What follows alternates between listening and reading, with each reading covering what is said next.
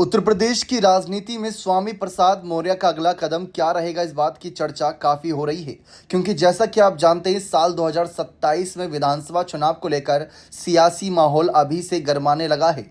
BJP, Samajwadi party और कांग्रेस और BSP जैसी कुछ मुख्य पार्टियों ने तो तैयारियां अभी से ही शुरू कर दी हैं। इन सब के बीच नजरें इस बात पर भी बनी है कि छोटे राजनीतिक दलों का क्या होगा, और उन्हीं में आती है स्वामी प्रसाद मौर्य की राष्ट्रीय शोषित समाज पार्टी यानी आरएसएसपी, जो उन्होंने 2024 के लोकसभा चुनाव से पहले बनाई थी। जब सपा से मोहभंग हुआ था तो उन्होंने खुद की पार्टी बनाई, ना कि बीजेपी में गए ना बसपा में गए। तो उन्होंने खुद की पार्टी बनाई आरएसएसपी, और उसके बाद उसी की पार्टी सिंबल से चुनाव लड़ा। लेकिन हश्र ये रहा कि वह लोकसभा चुनाव में कुशीनगर सीट से चुनाव तो लड़े, लेकिन वहां की जनता ने उन्हें उतना प्यार नहीं दिया जितना उन्हें उम्मीद थी। चौथे नंबर पर रहे थे। जीत बीजेपी के कैंडिडेट विजय कुमार दुबे की हुई थी। नंबर 2 पर सपा के कैंडिडेट थे। नंबर 3 पर बीएसपी के शुभ नारायण चौहान, और चौथे पर थे स्वामी प्रसाद मौर्य, जिन्हें सिर्फ 36,575 वोट ही मिले थे।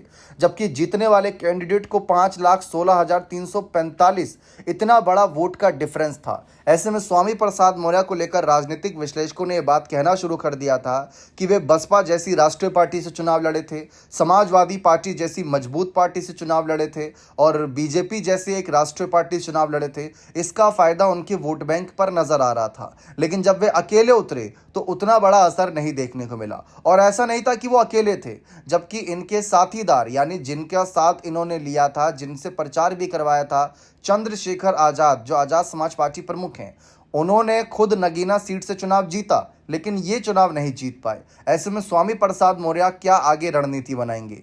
क्या वह समाजवादी पार्टी के साथ गठबंधन करने की ओर देखेंगे, या फिर वह बसपा के साथ गठबंधन करने की ओर देखेंगे, या फिर वह बीजेपी के साथ गठबंधन करने की ओर देखेंगे? क्योंकि ये बात वो साफ कह चुके हैं कि वह किसी पार्टी में वापसी करने वाले नहीं हैं, और ये दिख भी रहा है कि वो अपनी पार्टी का विलय क्या किसी और में कराएंगे, अभी इसका सवाल नहीं बनता है, लेकिन गठबंधन का सवाल जरूर बनता है।